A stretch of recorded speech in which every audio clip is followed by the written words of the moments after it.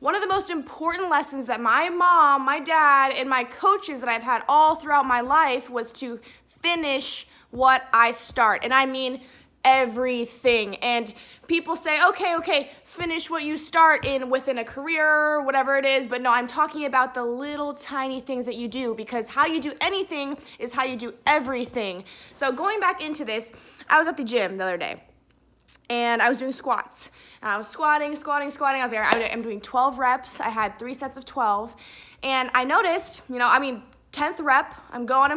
10th rep, it starts to really, really burn. And you're like, ooh, no one's around me to keep me accountable right now. So number 10's hurting pretty bad. So I think I'm just going to stop there.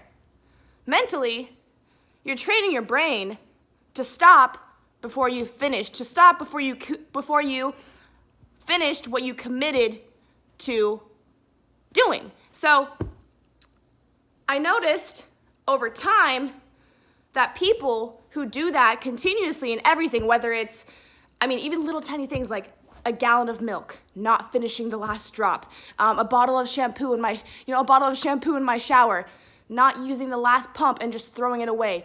Finish every little thing. My coach used to tell me, when I was swimming, in college and high school, he told me, finish every single rep to your fullest potential. Finish it like you were racing. Every single exercise you do, pretend like you're racing.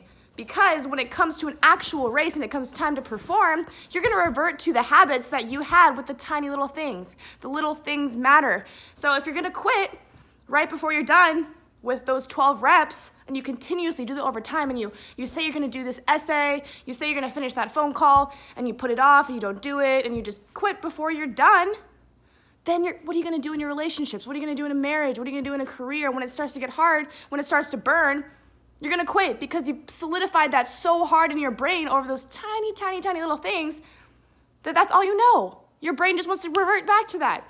Kind of like the Grand Canyon. It wasn't, it started off as a little stream. It didn't happen overnight.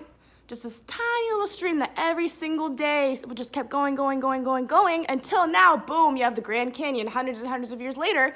But that's what happens in our brains. Those little tiny, tiny things that we do over and over again, even if it's so small, it ends up becoming a gaping hole.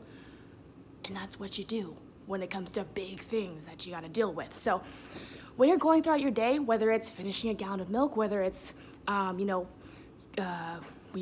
actually had it in my shower, that example I gave you where I had a body wash and I was like, there's a little drop left, I could throw it away, but I actually squirted the last drop out. It's a mental thing. Or if you're doing reps in the gym, if you are, you have 10 pages to read during the day and you stop at page 9 or whatever it is, every little thing, just make sure you finish.